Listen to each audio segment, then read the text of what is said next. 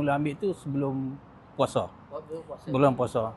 Memang keadaan tu kita jadi buang air kecil tu setiap sejam setengah.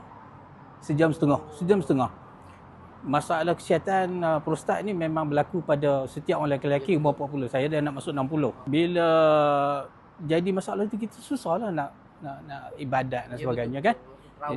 Tarawih dan sebagainya. Jadi bila saya start ambil sebelum puasa, cuba mula-mula yang 3 botol tu, yang kotak hari raya tu kan. Hari raya tu.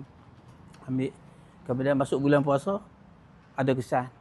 Daripada sejam setengah dia jadi kita berulang ke toilet tu sejam setengah dia jadi 2 jam.